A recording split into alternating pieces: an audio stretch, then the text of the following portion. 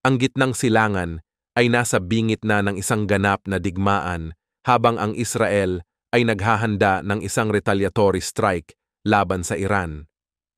Matapos ang pag-atake ng Iran kamakailan, malinaw na ang Israel ay handa ng gumanti at sa kabila ng mga babala ng pandaigdigang komunidad, tila hindi na maiiwasan ang isang matinding digmaan. Mismong ang Iran na ang nagdeklara na kung umatake ang Israel, agad silang gaganti na magdadala ng higit pang kaguluhan sa rehiyon. Ang galit at tensyon na ito ay mabilis na nag-aalab at tila ang tadhana ng gitnang silangan ay isang hindi maiiwasang digmaan sa pagitan ng dalawang bansa. Kamakailan, nakipagpulong ang presidente ng Russia na si Vladimir Putin sa presidente ng Iran na si Masoud Pezeshkian. Sa kanilang pagpupulong, nagpahayag si Vladimir Putin ng Russia ng pagkakaroon ng napakalapit na pananaw kasama ang presidente ng Iran na si Masoud Pezeshkian. Ang kanilang pagkikita ay naganap sa panahon na naghahanda ang gitnang silangan para sa posibleng paghihiganti ng Israel sa pinakamalaking missile attack ng Iran noong nakaraang linggo. Ang pagpupulong na ginanap sa Ashgabat, kabisera ng Turkmenistan, ay naganap sa konteksto ng lumalalim na ugnayang militar sa pagitan ng Iran at Russia nitong mga nakaraang taon, lalo na simula ng salakayin ng Russia ang Ukraine noong Pebrero 2022. Ang Iran ay nagsupply ng libu-libong Shahed attack drones sa Russia at ayon sa mga opisyal ng Estados Unidos, nagtayo rin ng pabrika ng drones sa Russia. Bukod dito, kamakailan lamang ay inilipat ng Iran ang mga short-range ballistic missiles patungo sa Russia upang gamitin sa digmaan laban sa Ukraine, ayon sa ulat ng CNN noong Setyembre, na itinuturing na isang malaking hakbang sa pagsuporta ng Iran sa Moscow.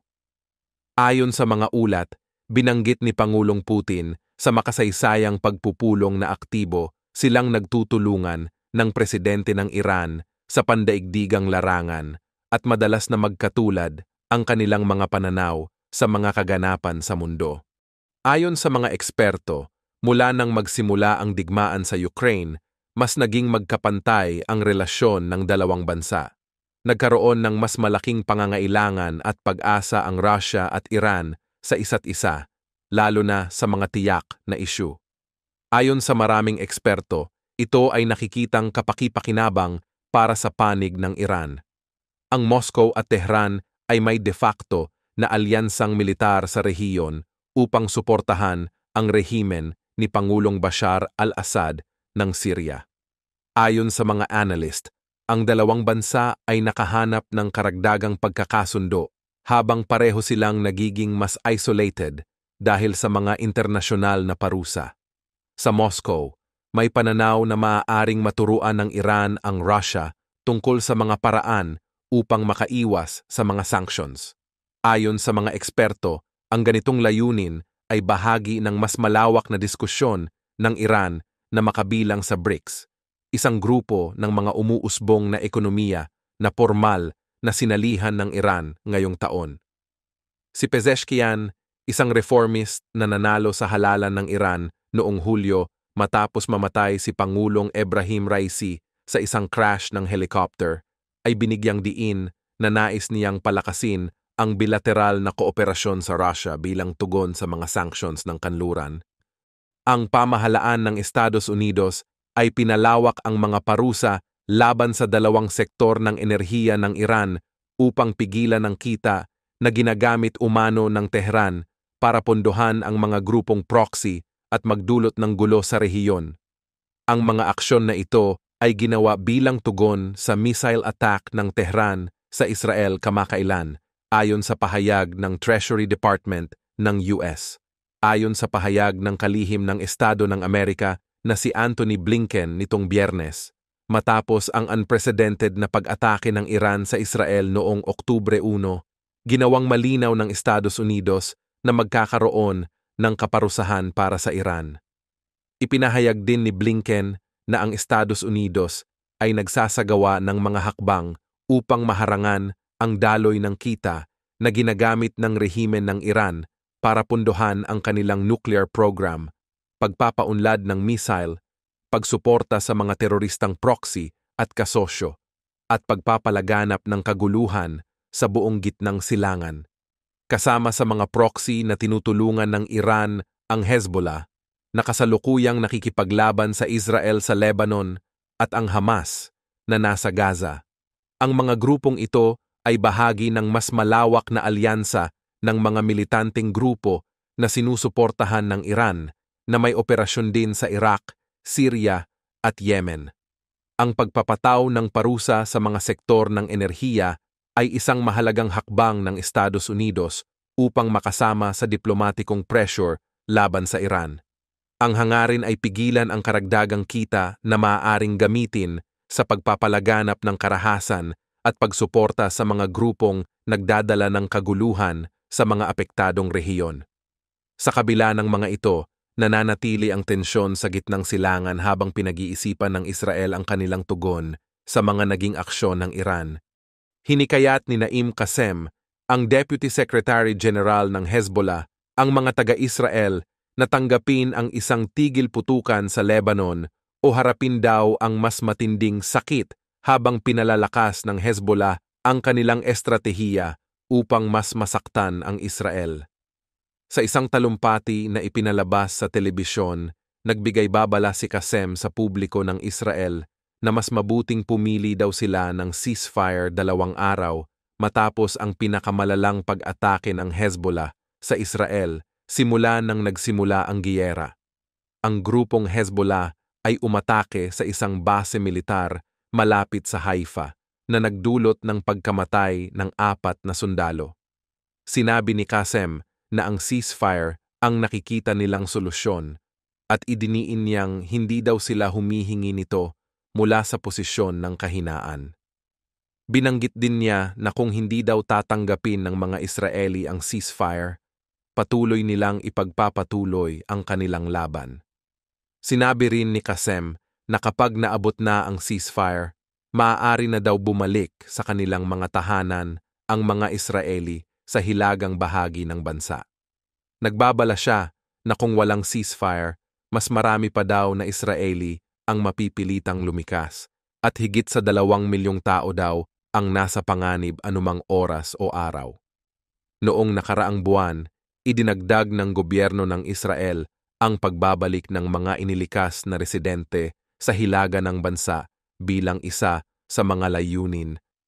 Ayon pa kay Qassem, ang mga tugon ng Hezbollah sa mga pag-atake ng Israel sa Lebanon ay mas matindi ngayon at tumatarget na sila ng kahit anong bahagi ng Israel, walang eksklusyon. Ipinaliwanag ni Qassem na dahil tinatarget daw ng mga Israeli ang buong Lebanon, naniniwala silang may karapatan sila mula sa depensibong posisyon na tumarget din daw ng kahit anong bahagi ng teritoryo ng Israel, maging sa gitna, hilaga o timog. Binanggit din niya na sila daw ang pipili ng tamang lugar para isagawa ang kanilang mga atake. Inihayag din ng opisyal ng Hezbollah na sa kabila ng malalakas na mga atake laban sa kanilang mga miyembro noong nakaraang buwan, nananatili daw na matatag ang kanilang grupo. Ininsulto ni Qassem ang hukbong sandatahan ng Israel, sinabi niyang limitado ang kanilang mga tagumpay sa isinagawang ground operation sa Lebanon. Bagamat patuloy ang kanyang mga insulto laban sa Israel, ang katotohanan ay malayo sa kanyang mga pahayag. Sa kabila ng mga batikos ni Qassem, naging matagumpay ang Israel sa pagpapahina ng Hezbollah, lalo na sa pagpatay sa maraming fighters ng grupo. Ang malawakang pag-atake ng Israel ay nagdulot ng pagkamatay ng maraming miyembro ng Hezbollah at malubhang pinahina ang kanilang kakayahan. Bagamat sinusubukan ng Hezbollah na maliitin ang mga nagawa ng Israel, malinaw na humina ng husto ang kanilang puwersa dahil sa mga matagumpay na operasyon ng militar ng Israel. Dumating na ang mga unang grupo ng sundalong Amerikano at ilang bahagi ng Advanced Air Defense System na Terminal High Altitude Area Defense sa Israel ayon sa pahayag ng Pentagon ngayong Lunes. Ang deployment na ito ay bahagi ng suporta ng US para palakasin ang depensa ng Israel laban sa mga banta mula sa Iran. Ayon kay Pentagon Press Secretary Major General Patrick Ryder, sa mga darating na araw, mas marami pang sundalo at mga bahagi ng Terminal High Altitude Area Defense Battery ang darating sa Israel. Inaasahang magiging ganap na operational ang sistema sa nalalapit na hinaharap, subalit hindi na binanggit ang eksaktong timeline para sa seguridad ng operasyon. Inaasahang magbibigay ang Terminal High Altitude Area Defense ng karagdagang proteksyon sa Israel laban sa mga ballistic missile na maaaring gamitin sa mga hinaharap na pag-atake ng Iran. Noong nakaraang linggo, ipinaalam ng mga opisyal ng Israel, kabilang si Prime Minister Benjamin Netanyahu sa Estados Unidos, na ang mga target ng kanilang gagawing counter-strike laban sa Iran ay mga military sites lamang at hindi ang mga oil o nuclear facilities, ayon sa isang source na may kaalaman sa mga talakayan.